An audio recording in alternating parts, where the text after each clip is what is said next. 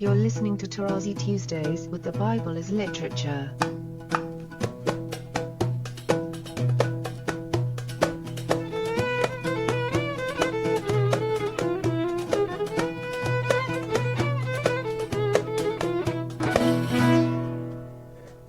Hi, this is Father Mark Boulos, and you are listening to Tarazi Tuesdays with the Bible as Literature podcast.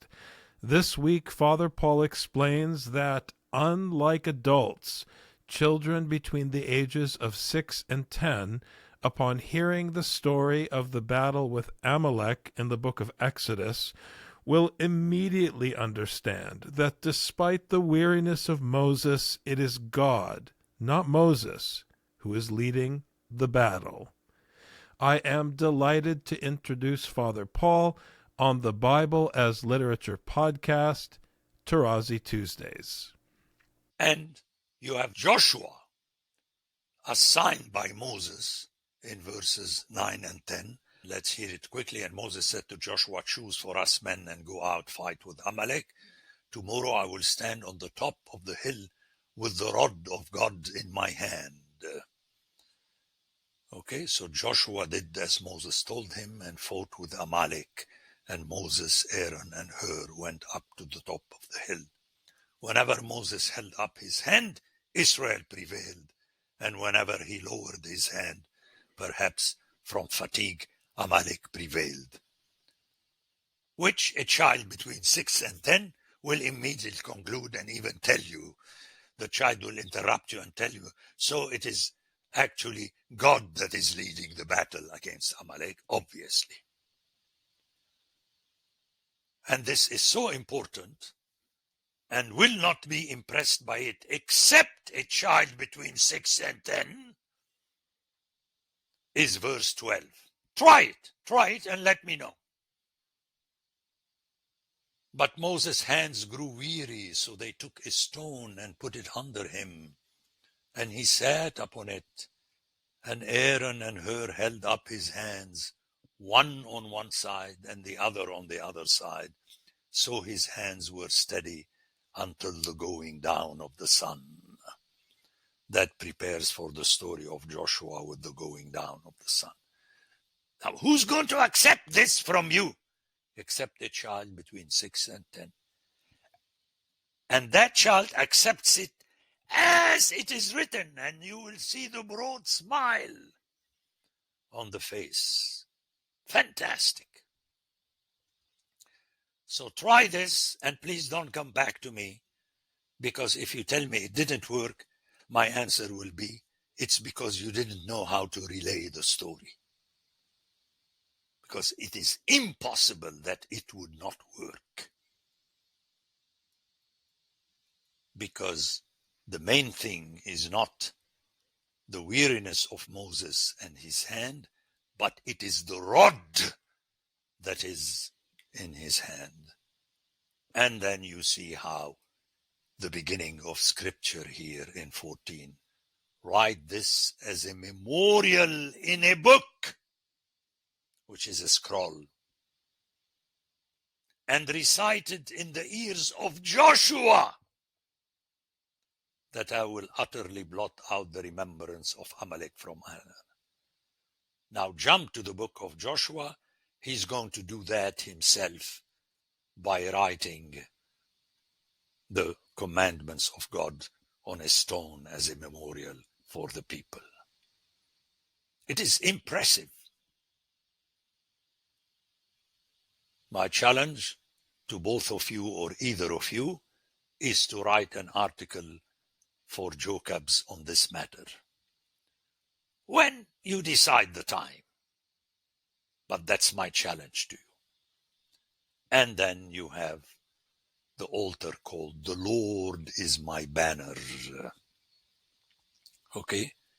Which is a word that reflects fighting and the flag and so on, and which in Hebrew is the sign. Ness, the same word that you find later in Isaiah about the banner. But let's just remember that it's an important word that is the name of the place, and thus it's a remembrance of the action of God. Let me make this comment on the banner, that it's like the flag. So actually, the people are the army of God. That's why the prophet is referred to as Yahweh Sabaoth, the Lord of the armies. And people always jump to the heavenly armies and the angels and so on. It's not necessarily so. It is the people to the extent in which they are an army of God, and not the way the chaplains of the NATO armies talk. No, scripturally, meaning his decision. That's why all the comments in a few chapters later, where you have to be good unto your enemies, comes as a command from his God, who ultimately at the end of Isaiah says, it's a text that scandalizes everybody when I read it to them, because they can't argue against me. It's written in the text. And if they don't listen to me, I shall be/become their enemy. About his own people. You have a taste of that in Amos chapter 2, but in Isaiah it is written as such. I shall be/become their enemy, the enemy of his own people. So ultimately, the only one who can destroy his own people, which he could have done at the crossing of the sea, because it is with the same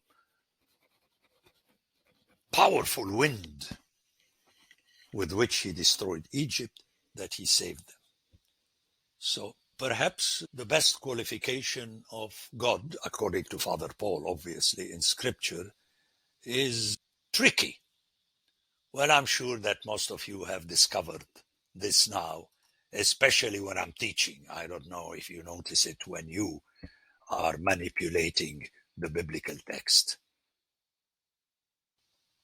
where all the time he is for you and against the people whom you dislike, depending on whom you dislike today. It's not always the same people. It's according to you. In other words, you make out of the scriptural God your slave, and not you being his slave. Something you're not going to hear on Ancient Faith Radio.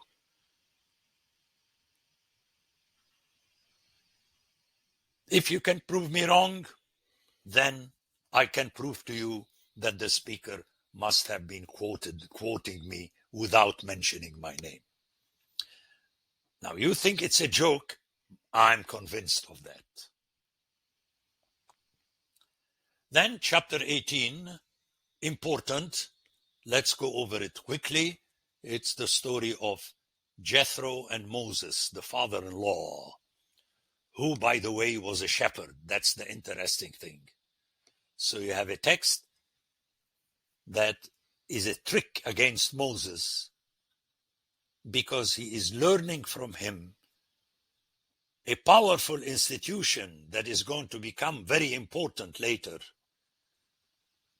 in the cities of refuge, and the judges, the elders that judge the people and so on. Very important. Coming from Jethro, who is the priest of Midian. Interesting. And his father-in-law. And you know that the story of Moses with Jethro starts at the point when he is presented as he was shepherding the flock of his father Jethro. Very powerful. Earlier in chapter 3. But before getting there, we have the name of two sons in verse 3, Gershom. I made my comment on that. Actually, the text says, for he said, I have been a sojourner in a foreign land. And I told you it's a combination from Ger and Garash. And the second one is also interesting. Eliezer, for he said, the God of my father was my help. Notice how the addition, the God of my father. Ezer is help, and Eli is my God, but the text expanded on the God of my father. Then you know the rest of the story, where Jethro, in imparting his wisdom, he refers to the Lord of Moses. So although he was a priest of Midian, functionally, according to the text, he is reflecting the mind of God. Let's go to verse 10. And Jethro said, "Blessed be the Lord who has delivered you out of the hand of the Egyptians and out of the hand of Pharaoh." Very clearly, the author is underlining that. Jethro is underlining that specifically, namely that Jethro is referring to that Lord and not to his own gods in his mind. The Bible as Literature is a production of the Ephesus School Network.